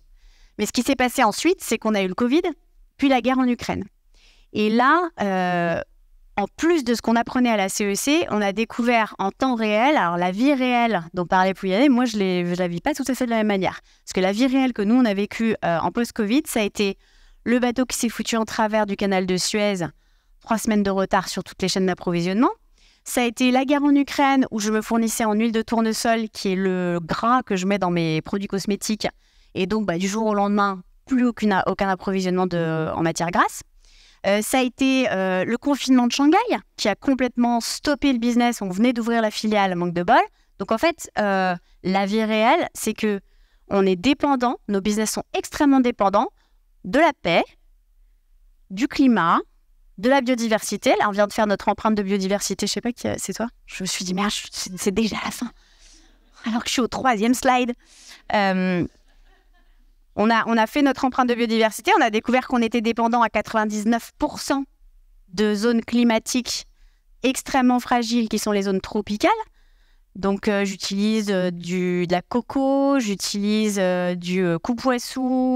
Tout ça vient du Brésil, vient de zone équatoriale extrêmement fragile, où un stress hydrique va être encore plus fort d'après les prévisions. Donc, on sait que nos matières premières ne vont plus arriver, qu'il va falloir en changer. On sait que le transport international peut être désorganisé à tout instant. On l'a vécu, et ça va revenir. Et on sait qu'en plus il y aura de guerre, et a priori, si les ressources viennent à manquer, il y aura plus de guerre. Faire du commerce en temps de guerre, c'est compliqué. Nous, on a fermé la Mustela en Russie l'année dernière, pour des raisons plus idéologiques. On s'est coupé de 3 millions de bas de ligne, de bas de PNL assez rapidement. Donc voilà, c'est en fait quelque chose de très simple à voir. Si vous ne prévoyez pas les désorganisations qui vont se produire dans les entreprises, c'est vous qui êtes naïf. Donc quand les gens me disent les écolos, etc., c'est de la naïveté, non. C'est être naïf que de penser que ça va s'améliorer et que les ressources sont infinies. Alors, ce qu'on a appris à la CEC et que moi j'aime bien redire, c'est qu'il y a des bases à avoir et pas uniquement le dirigeant. Il y a des bases de connaissances. Et donc, je suis ravie de savoir, je demandais à Laure quel était votre niveau de sensibilisation à ces sujets. J'apprends que vous avez fait la fresque du climat, quasiment tous, en tout cas les étudiants. C'est hyper important de partir d'un même constat. Donc, les 150 de la promo 1 de la CEC sont partis d'un constat climatique, biodiversité, pollution plastique, enfin toutes les limites planétaires. Et ce qu'on a fait assez vite dans mon entreprise, c'est qu'on a décidé de rétrocéder ce genre de sensibilisation à toute l'entreprise. Donc, on a commencé par la fresque du climat qu'on a adressée à nos 1100 salariés, y compris les opérateurs à l'usine qui travaillent la nuit. Ce qui était très intéressant d'ailleurs, c'est que c'est les gens du siège qui ont appris à faire la fresque et qui sont ensuite allés à l'usine. Et donc, ça a provoqué en plus des prises de connexion qui n'avaient jamais eu lieu jusqu'à présent et sur des sujets, pour le coup, qui parlent de tripes. C'est-à-dire que là, on n'était plus sur les chiffres. On était sur comment on va vivre au quotidien, comment notre entreprise et nos emplois vont être pérennes ou pas. Et c'était très intéressant que ces conversations elles aient lieu entre salariés qui sont pourtant d'un univers très différent. Donc, partir d'un constat commun et parler un langage commun, c'était essentiel parce que moi, je ne pouvais pas revenir de la CEC en disant « Bon les gars, c'est fini la croissance, on va arrêter les lingettes ». Enfin, c'est ce que j'ai fait, mais d'abord, j'aurais fait la fresque du climat. Ensuite, la deuxième chose qui vient assez rapidement lorsque vous avez un constat climatique et de limites planétaires claires, c'est à quoi on sert. Quand vous commencez à expliquer tout ce qui va se passer dans l'avenir et qui est quand même lié à 100% à l'activité humaine et donc à l'activité de votre entreprise, entre autres, assez vite, les salariés vous disent « Mais j'espère que c'est quand même très utile les produits qu'on fait là ». Et donc là, vient assez rapidement la question de l'essentialité, de à quoi sert notre entreprise. Si demain, notre entreprise cesse d'exister, est-ce que ça va changer la vie des gens ? En bien, en mal ? Et donc, il y a une exigence de sens très forte de la part des salariés qui a émergé suite à ça. Donc, évidemment, on a réfléchi, raison d'être, mission des marques, puis un sens au quotidien. Assez vite aussi, il y a OK, d'accord, tu m'as demandé de baisser le carbone, mais tu m'as aussi demandé de croître l'année prochaine pour le budget. Or, plus je crois, plus j'émets de carbone. Donc, les injonctions contradictoires. On parlait d'injonctions paradoxales. Moi, des injonctions contradictoires dans mon entreprise, il y en a plein, partout. Donc, la question, c'est d'assumer en disant, il est fort probable qu'il y en ait encore plein, donc on les traque. Et c'est aux salariés de lever la main en disant, là, je suis désolée, mais t'as dit que les lingettes, c'était dégueulasse. Du coup, t'as baissé, t'as augmenté les prix de tes lingettes, t'as changé le spun, c'est-à-dire la matière de fabrication des lingettes, pour que ce soit moins polluant, c'est super. Mais en revanche, je suis toujours primée sur les mêmes quantités qu'avant. Ok, c'est vrai, t'as raison, on va baisser, vos primes vont plus être reliées au volume des lingettes. Donc, des injonctions contradictoires qu'il faut traquer de partout. Et après, quand je parle de monitorer avec les bons indicateurs, c'est aussi de se dire, si on demande à baisser le carbone, par exemple, mais qu'en même temps, chaque mois, on envoie les rapports de performance de l'entreprise en ne parlant que de croissance en volume, ça va pas. Il faut qu'on suive aussi la valeur, il faut qu'on suive la marge, il faut qu'on suive le carbone. J'ai aussi des indicateurs du genre, j'ai demandé à ce que les commerciaux à l'export voyagent moins. D'accord ? Pour que leur bilan carbone baisse. Donc, intéressant. Donc déjà, tous les commerciaux qui travaillent sur la zone export m'ont dit, moi, je préfère aller voir 3 fois mon distributeur cette année, mais en revanche, je prends le train. Ok, pas de problème. Donc, il y a quand même encore le train. Hein. Je ne sais pas où vous les envoyez, les étudiants, mais il y a des trains. Je suis allée, moi, visiter ma filiale polonaise à l'automne dernier. Bon, alors, avec le conflit avec la Russie, le problème, c'est que le Paris-Moscou n'existe plus. Donc, on n'a plus de train de nuit. Donc, on est obligé de prendre 5 trains pour aller à Varsovie. Ça prend 15 heures. Mais c'était fort sympathique. J'ai sorti une très bonne bouteille et les équipes étaient ravies. Donc, c'est possible. Après, monitorer avec les bons indicateurs, c'est vraiment cette idée de changer de boussole de manière plus sérieuse. Changer de boussole, ça veut dire accepter qu'on doit compter ce qui est important. Et il n'y a pas que les euros qui sont importants. Il y a évidemment la notion de carbone, mais pas que. C'est-à-dire qu'aujourd'hui, dans notre boussole, on a demandé par exemple à ce que le chiffre d'affaires augmente plus vite que le volume. On a demandé que dans certains pays, il y ait plus de croissance en volume. On a demandé que soit monitoré dans nos investissements, donc dans le bilan qu'on fait chaque année, le bilan comptable de l'entreprise, on intègre le carbone, l'eau, la biodiversité et l'aspect social. Donc, on fait ce qu'on appelle de la triple comptabilité. Donc, on va vraiment compter pas uniquement les euros, mais compter aussi, par exemple, je mets beaucoup d'eau dans un produit cosmétique. Hein. D'ailleurs, acheter des solides, c'est plus cher, mais en fait, vous achetez des vrais trucs, parce que sinon, vous achetez 70% d'eau du robinet. C'est important de le savoir. Aujourd'hui, je ne paye pas l'eau du robinet. D'accord ? Donc, je pompe dans les nappes phréatiques et je mets de l'eau pour fabriquer mes produits. Si demain, l'État nous fait payer l'eau, la rentabilité de mes produits va tomber mais drastiquement. Si demain, il y a une taxe carbone, ce que j'espère, parce que je pense que ça changera beaucoup, ça va accélérer les choses, pareil, la rentabilité de M. Pouyanné, par exemple, va être assez dégueulasse. Donc, il arrêtera de nous parler de sa vraie vie, il nous parlera d'une autre vraie vie. Et donc, c'est très important d'intégrer en fait le réel coût de la nature, qui aujourd'hui est gratos, alors qu'elle n'est pas gratuite. On l'achète juste aux dépens des générations futures ou de votre retraite à tous. Donc, il faut quand même l'avoir en tête et commencer à faire une comptabilité qui soit réaliste. Et puis, dernière chose, assez rapidement, quand vous faites ça, vous revoyez votre business model. Parce que du coup, si vous gagnez beaucoup moins d'argent en faisant des produits liquides, si dans vos produits solides, 80% des matières premières que vous achetez ne seront bientôt plus disponibles, vous vous dites « Ok, il va falloir que je fasse autre chose ou que je limite fortement mon portefeuille ». La grande question qui a été très intéressante en termes de méthodologie, ça a été de dépasser le comment. Souvent, quand vous vous dites « Mais comment je vais faire pour changer ma feuille de route et mon business model, etc. » Vous avez l'Everest devant vous, vous n'y arrivez pas. Donc, ce qui était intéressant, c'est qu'ils nous ont demandé de plutôt se poser la question du « et si ».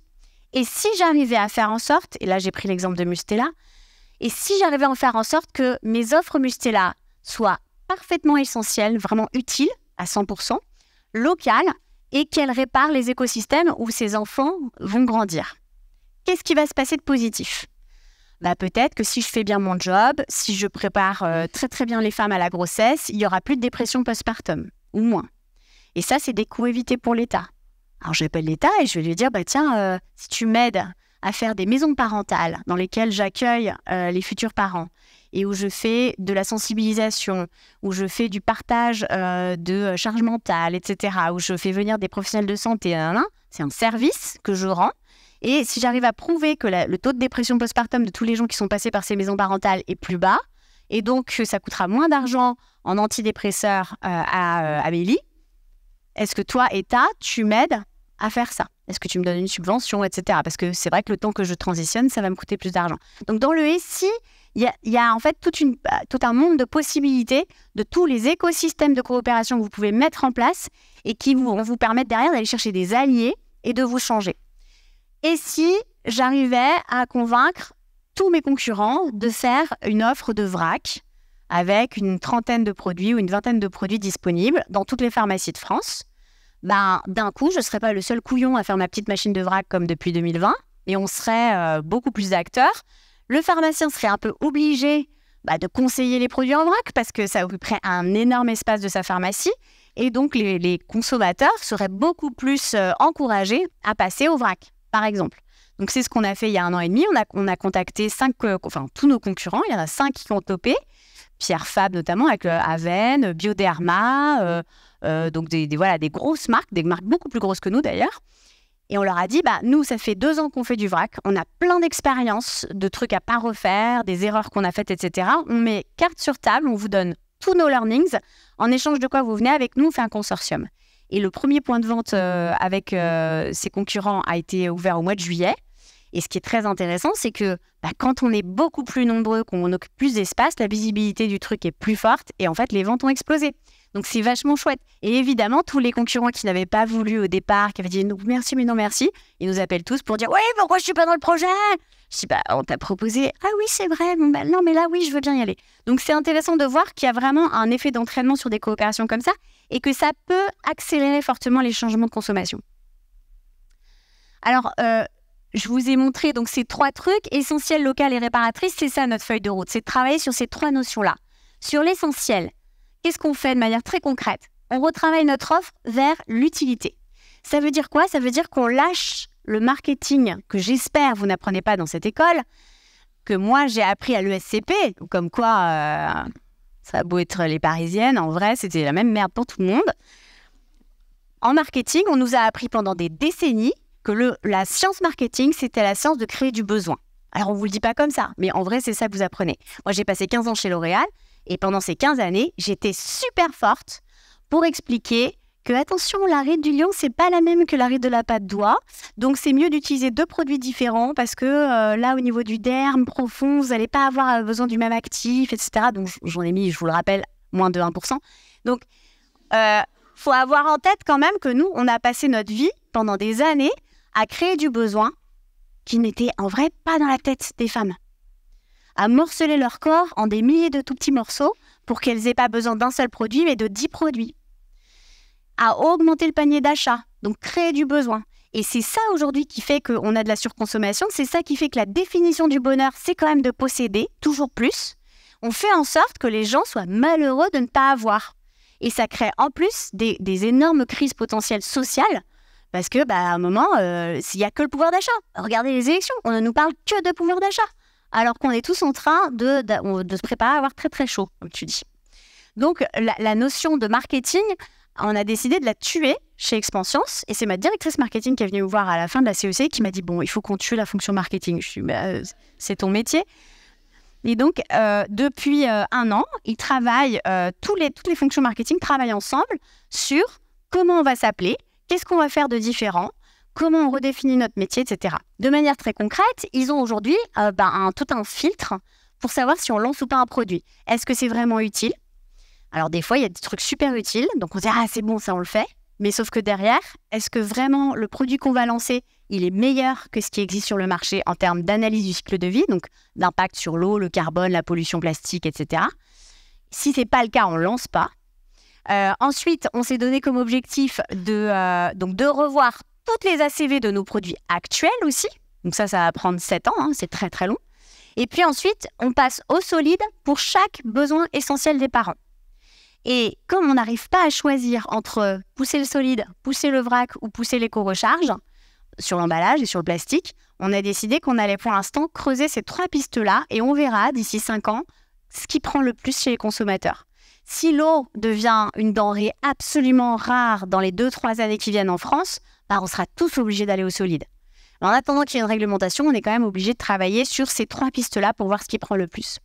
Voilà, et après vous avez, en rouge c'est ce qu'on a déjà fait et en dessous c'est un peu les étapes pour la suite. Après, intégrer notre raison d'être dans notre modèle d'affaires, c'est l'idée d'aller vers une marque qui est au service de la parentalité et pas juste au service du profit, pur et dur. Et donc, ça veut dire travailler aussi sur autre chose que des produits, autre chose qu'une logique d'extraction.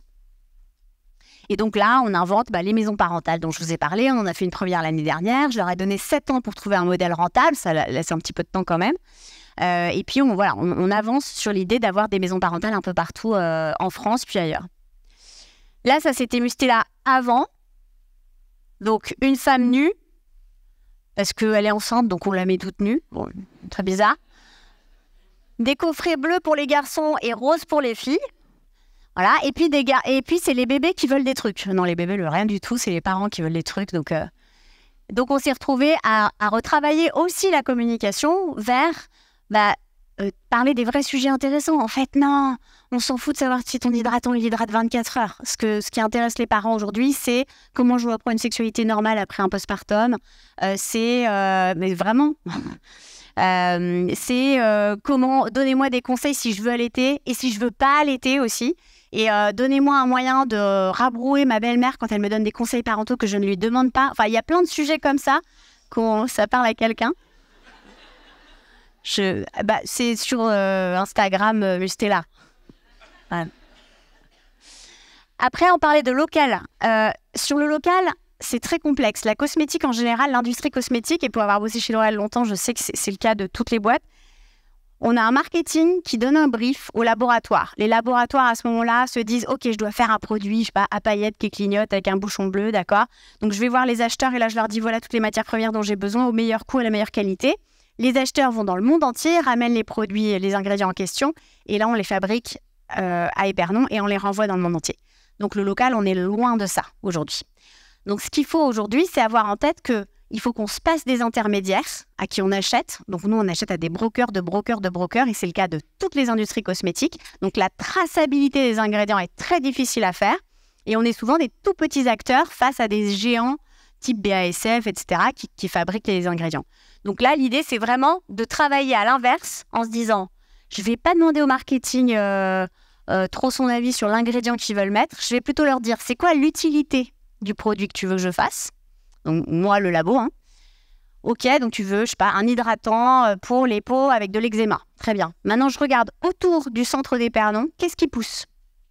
Qu'est-ce que je peux récupérer comme matière sans venir prendre cette matière de la bouche des gens? Parce qu'il faut avoir en tête aussi que notre autonomie alimentaire, d'ici 15 ans, va être mise à rude épreuve. Donc, si on commence à faire pousser des trucs pour faire des cosmétiques, ça va être la guerre. Donc, c'est regarder ce qui pousse autour, regarder les coproduits de l'alimentaire que je peux prendre et avec ça, est-ce que je suis capable de faire un produit utile? Et alors ça, c'est de l'extrême innovation R&D parce que ça demande un changement de mindset et de méthodologie intense. Et puis en parallèle de ça, on a tous nos acheteurs qui réfléchissent à comment on achète en direct aux agriculteurs, comment on les accompagne sur une agriculture qui a de meilleures pratiques. Et puis troisième point, c'est la réparation des écosystèmes. Il y a deux choses. La première, c'est celle du bas, c'est la décarbonation. Je ne rentre pas trop dans le détail parce que globalement, il y a énormément de sauts dans notre trajectoire de décarbonation qu'on peut faire tout simplement en changeant le mix énergétique de l'usine. Donc, c'est des millions d'euros à investir. Ça, c'est très clair. Mais en revanche, ce n'est pas hyper compliqué. En revanche, tout ça va nous permettre d'enlever 30-40% de notre empreinte carbone d'ici 10 ans. Mais tout le reste, c'est exclusivement lié à ma croissance. Plus je vends de produits, plus j'achète. Et plus j'achète, plus j'ai une empreinte carbone dégueulasse. Donc là, il y a un vrai enjeu aussi de se dire, est-ce que je suis capable d'opérer une entreprise non croissante? Est-ce que ma définition du succès, c'est forcément la croissance? Est-ce qu'à un moment, on ne peut pas se dire, c'est bon là, on arrive à un bon niveau, on est bien, les salariés sont contents. Donc j'ai quand même toujours cette idée que l'inflation va faire que je devrais quand même augmenter la masse salariale au moins au niveau de l'inflation. Mais est-ce qu'on sait aujourd'hui définir une entreprise qui n'est pas forcément qui n'a pas un but de croissance? Ça, c'est une vraie question que je vous pose et c'est pour ça aussi que j'ai besoin des universitaires de temps en temps sur des sujets d'économie, de microéconomie.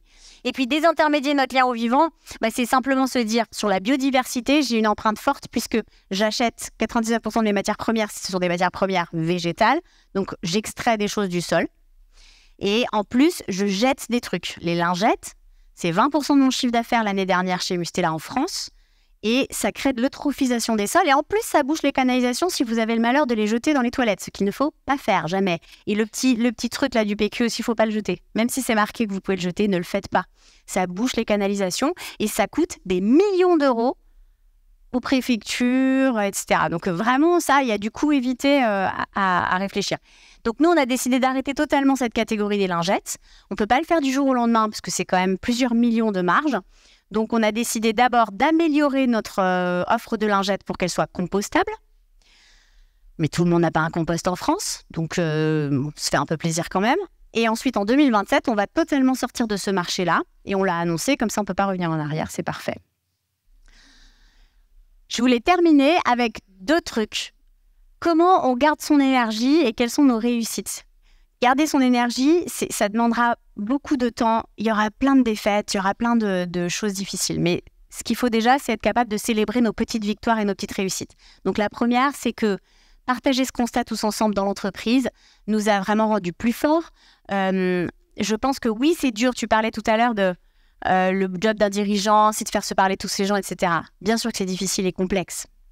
Mais en revanche, plus tu avais dans ton slide la petite planète qui arrive et qui dit En fait, le fait de mettre ce sujet au cœur de notre stratégie d'entreprise, ça permet réellement au corps social de l'entreprise de se mobiliser et d'être plus intelligent. Je ne dis pas que les gens sont cons, je dis que souvent, un collectif va avoir tendance à dire « Oui, mais les boss, ils n'ont rien compris » ou bien les pays « Oui, mais l'international, ils n'ont rien compris » ou bien les ingénieurs « Oui, mais de toute façon, le marketing, voilà. » Donc, à un moment, si on a une mission claire, un sens, en fait, les gens se disent « Attends, je vais arrêter d'être con là, sur ce sujet-là, je vais aller leur parler, je vais leur expliquer pourquoi c'est pas bien ce qu'ils font, etc. » Donc, on gagne énormément de temps et on est dans une efficience beaucoup plus forte. En fin d'année, vous avez du budget qui vous reste.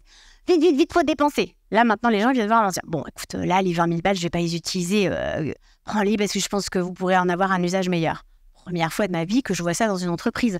Donc, il y a vraiment un truc qui est en train de se passer en termes d'état d'esprit qui est qu'on a envie que ça marche, en fait. On a envie que ça fonctionne. Après, le projet, il apporte du sens en interne et en externe. Et je vous ai mis, du coup, rechargez-moi, là, c'est la fameuse machine de vrac avec les concurrents.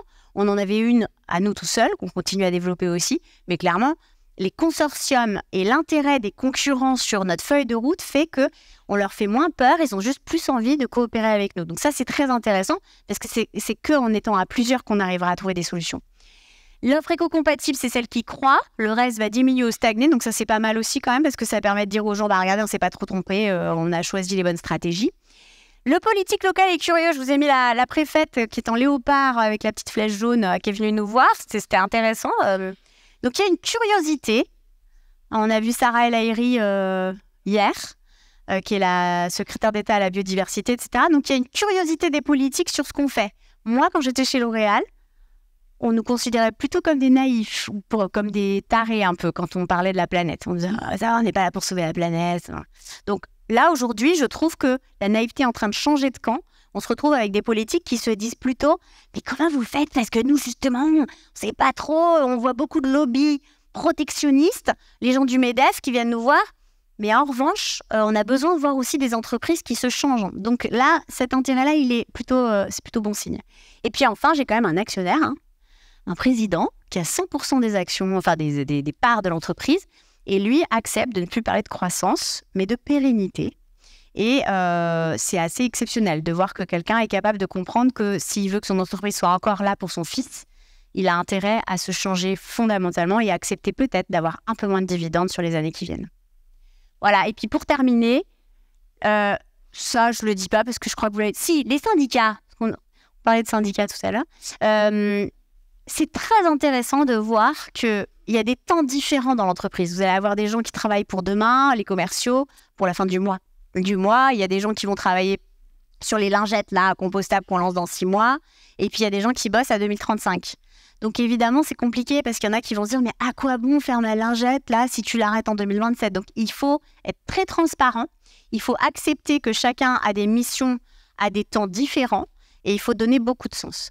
Et ce qui est intéressant, c'est que j'ai des syndicats aujourd'hui qui nous ont dit lors d'un CSE c'est quand même intéressant de voir qu'avant, on a l'impression que l'entreprise, c'était l'argent pour l'argent. Et aujourd'hui, c'est l'argent pour un beau projet. Donc, on a envie de bosser ensemble.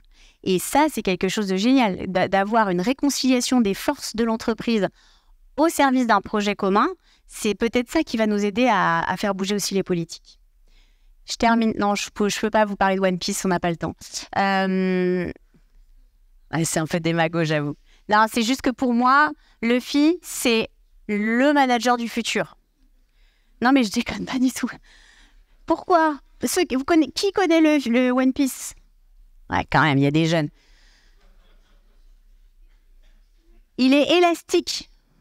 Il a mangé un fruit du dragon, donc du démon, pardon. Il est élastique, donc ses bras s'étirent dans tous les sens et son corps, etc. On a besoin d'être très élastique sur la suite. C'est-à-dire que l'entreprise a besoin de réfléchir à vivre en crise, à s'adapter en permanence. Donc, j'aurais pu parler de Darwin, mais je préfère mettre Luffy, c'est plus rigolo. Après, ce qui est intéressant chez Luffy aussi, il assume parfaitement qu'il ne sait pas tout, voire même qu'il ne sait pas grand-chose.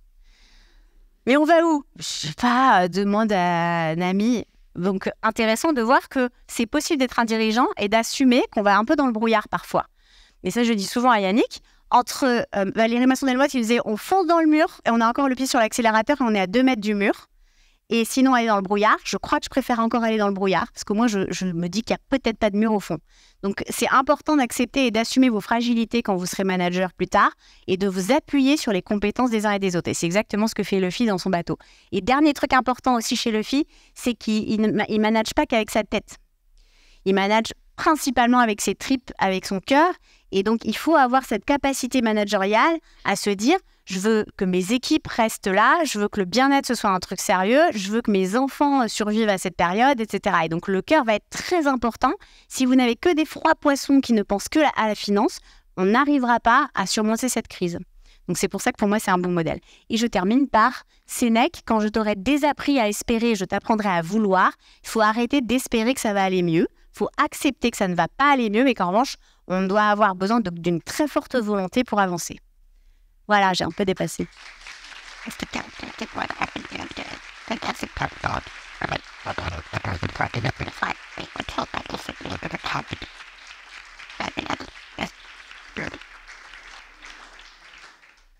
Un grand merci, c'est puissant. Ça me touche. Et sans doute la même chose pour vous, peut-être. Alors, qui lance les questions? Oh là là, c'est bon. J'en avais préparé en me disant il y aura peut-être personne qui en aura, mais c'est bon, tant mieux. Merci. Merci beaucoup pour ces 2 présentations, vraiment très intéressantes. Moi, j'ai une question pour vous, et c'est de savoir qu'est-ce qui vous a donné envie, en fait, d'aller dans ce mouvement. Moi, j'ai trouvé qu'il était super beau et Ouais, mais à part ça, Elle m'a rencontré après. c'est vrai. Alors, c'est rigolo, mais c'est de la sororité. Il y a une DG d'entreprise qui était dans une des premières vagues de recrutement et qui m'a appelée en me disant « Je sais que tu es très engagée sur ces sujets-là, que tu as envie... » Moi, je suis quand même rentrée chez Expansion, j'ai quitté L'Oréal parce que j'avais envie d'avoir, entre guillemets, les clés du camion pour pouvoir prendre des décisions et justement associer pouvoir et courage, ça c'est un truc qui me parle beaucoup. Des fois, chez L'Oréal, j'avais envie de faire des trucs, mais j'avais pas ce pouvoir-là. Donc, elle savait que j'avais quand même cette motivation-là. Et elle m'a contactée en me disant ça a l'air d'être un parcours d'apprentissage très fort. Voilà, j'ai rencontré les équipes. Et ce qui m'a... la motivation première, c'était pas forcément d'apprendre des méthodos, même si j'en ai en fait apprises plein. C'était de sortir de l'isolement de mon entreprise. Alors, quand on est bicorp, on a déjà quand même pas mal de contacts, etc. Mais notamment chez L'Oréal, j'étais parfois la sensation qu'il n'y avait que L'Oréal dans le monde. On était dans un univers très fermé entre nous, voilà. Et donc, il faut absolument pas penser qu'on peut y arriver seul. On ne peut pas y arriver tout seul. Donc, c'est vraiment, j'adore les hackathons avec plusieurs écoles là, qui se parlent et tout, parce qu'il faut qu'on apprenne à travailler ensemble. Et à la CEC, ce qui était génial, c'était ce côté, je vais avoir des toutes petites boîtes unipersonnelles, je vais avoir des géants, je vais avoir des boîtes qui font du BTP, et en fait, il y a des choses à apprendre de tous. Donc, ça a été une de mes motivations. Bonjour, Nathalie Stenberg. Je suis coach en entreprise et conceptrice de la méthode d'accompagnement des entreprises vers leur dimension responsable, sociétale et environnementale. Donc, Merci à vous. voilà, switch. Et en fait, j'ai 4 questions à vous poser parce que j'ai bien aimé le mot... Non, je ne ferai qu'une. Nathalie, elle a bu grave. On va en choisir une des 4. Voilà. Donc, en fait, vous avez parlé de radical, donc prendre à la racine. Et en fait, pour moi, il y a plusieurs sujets à prendre à la racine. Ce sont les indicateurs de performance des pays, le PIB, qu'il faut changer. L'autre sujet, c'est la mondialisation, qui est un des sujets, à mon avis, essentiels. Et le troisième, c'est le principe de croissance qui va avec le PIB. Croit-on à la croissance organique ou la croissance externe? Et tout ça, c'est mêlé bien évidemment à la notion de financiarisation et d'actionnariat des entreprises. Donc, qu'est-ce qu'on fait sur ces sujets-là? C'était la première question ou c'était les... C'est la seule. En fait, j'ai mélangé les 4. Et puis après, je vous dirai pourquoi je ne suis pas d'accord sur humain vivant. Il y a un apéro pour ça.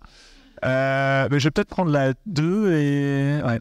Sur la question de la mondialisation, il y a par exemple quelqu'un avec qui il y avait un webinaire organisé à mi-chemin de la première CEC. C'est quelqu'un avec ses équipes où on a des échanges assez réguliers. C'est Pascal Canfin, le président de la commission d'environnement du Parlement européen. Et lui, ce dont il parle, et je crois ce dont il nous avait parlé en termes de mondialisation, c'est-à-dire on va vers une dynamique de démondialisation des échanges Et il faut qu'on réussisse en effet balancier à aller sur une remondialisation culturelle. Que surtout faire en sorte... quelque part, il est à la fois politique, mais il est aussi mécanique, ce mouvement. Quand Sophie fait du local, tu fais de la démondialisation. Il faut réussir à compenser ce mouvement, réussir à faire en sorte que la conséquence ne soit pas qu'on arrête de se parler, qu'on arrête de se comprendre, de vouloir se parler, se comprendre. Et en discutant avec le directeur RSE d'une autre école, j'avais cette discussion.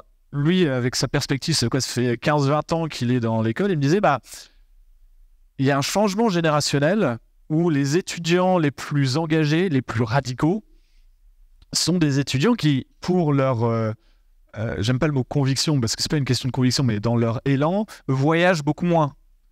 Et donc, ils voient beaucoup moins de pays.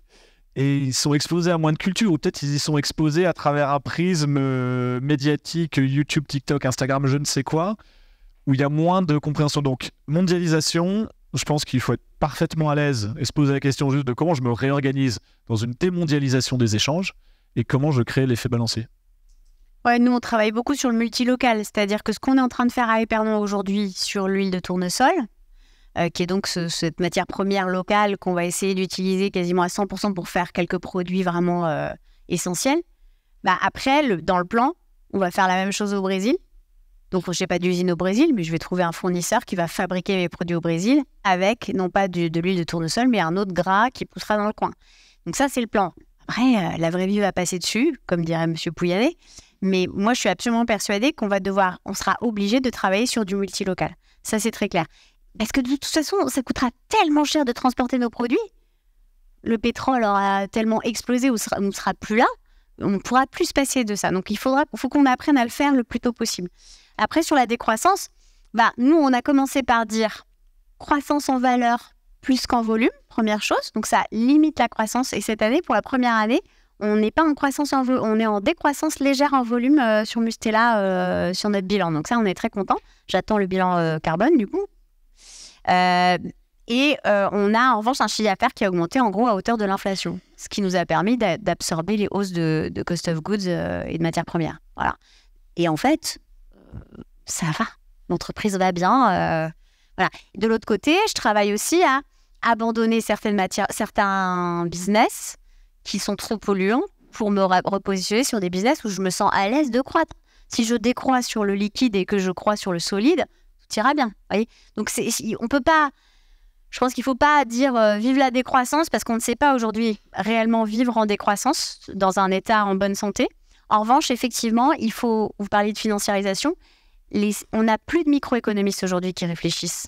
On a des macros, donc un Timothée Paré qui va réfléchir de manière macroéconomique à ce que doit faire l'État. Éloi Laurent, très intéressant aussi sur la décroissance et sur la santé, qui devrait être l'indicateur que les États devraient prendre plutôt que le PIB. Parce qu'aujourd'hui, ça y est, on est rentré dans une phase où la santé des gens a diminué ces 10 dernières années. Donc, et pourtant, la croissance a continué. Donc ça y est, on peut découpler les deux, je pense qu'on a compris. Donc, sur l'aspect étatique, je ne me prononce pas parce qu'effectivement, il y a des macroéconomistes et des philosophes qui réfléchissent.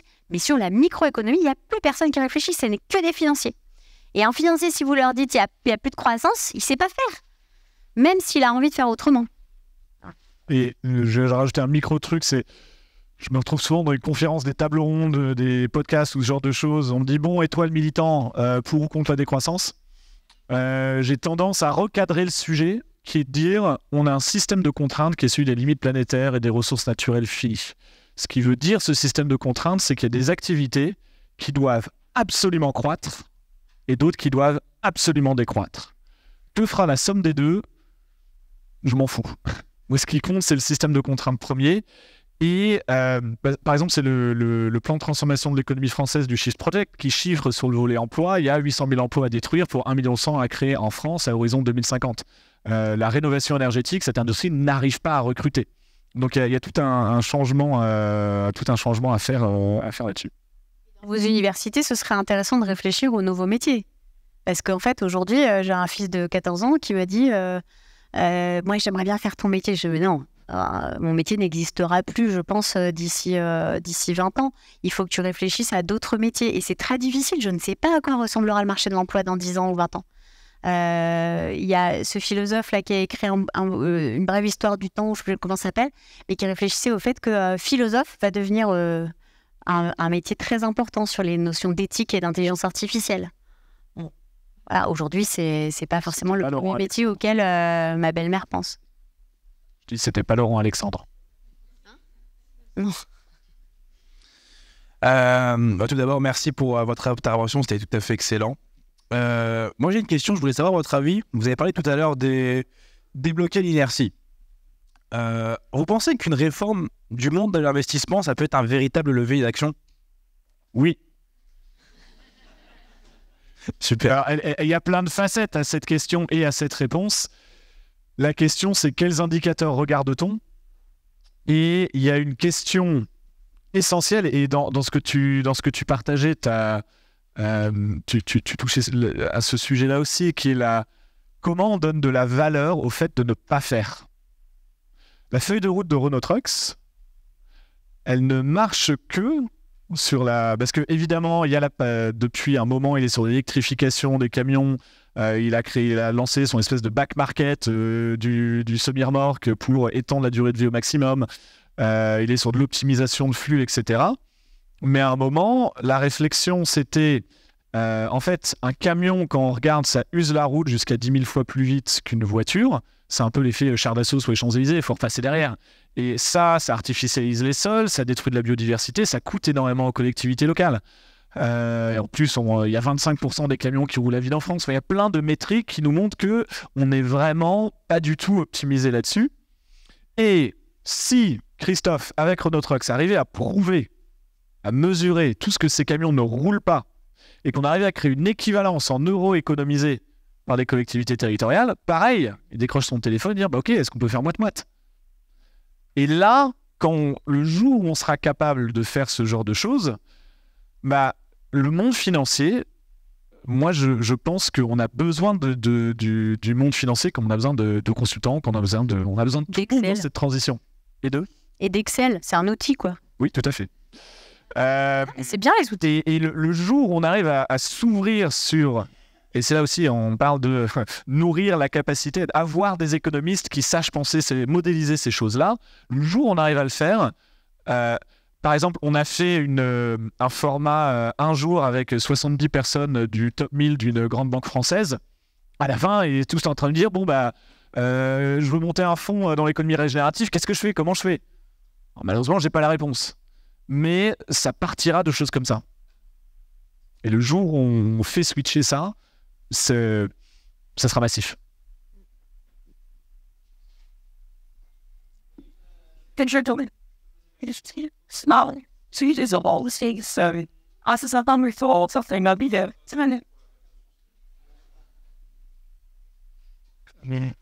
Bonjour, merci pour votre présentation. Je suis à l'ESIL, dans la majeure énergie ville durable, et je me pose aussi la question de la transition écologique au sens large.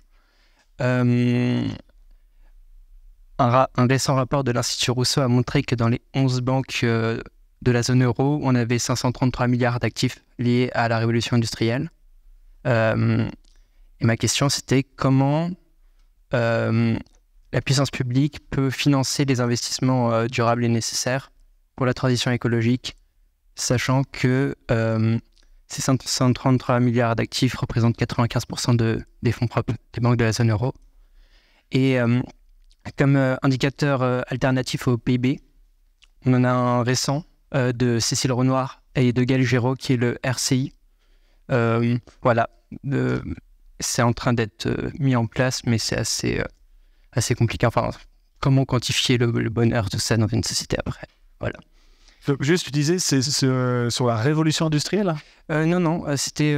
on sait qu'aujourd'hui, on a besoin d'investissements massifs dans la transition écologique à l'échelle des États, mais que les finances publiques sont très dégradées, le secteur privé est encore plus endetté que le secteur public, et donc comment financer la transition écologique, parce qu'aujourd'hui, on connaît les grandes étapes, mobilité verte, réaménagement du territoire, fret, isolation thermique des bâtiments. Ça ne nécessite pas de révolution industrielle, juste comment financer.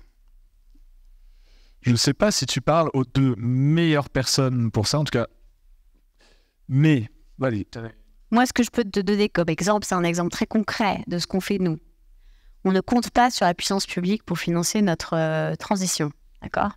On a fait des dépôts à l'ADEME, mais ce sera une goutte d'eau par rapport à ce qu'on va dépenser.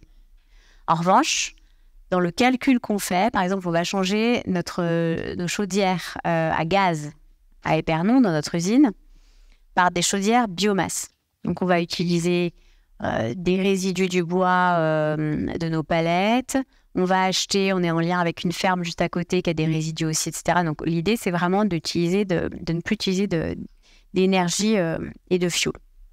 En revanche, on sait aussi que le gaz augmente très fortement en termes de prix. L'électricité, ce sera pareil. Donc, on comptabilise des hausses du prix de l'énergie et des hydrocarbures. Et c'est là où on se rend compte que la rentabilité de nos nouvelles chaudières, on la chope en 6 ans. Donc, c'est un investissement lourd, mais qui se rembourse en 6 ans parce qu'on ne sera plus dépendant d'énergie qui vont avoir un coût énorme parce que notamment le gaz vient de Russie, mais aussi parce qu'il va y en avoir de moins en moins. Ok ?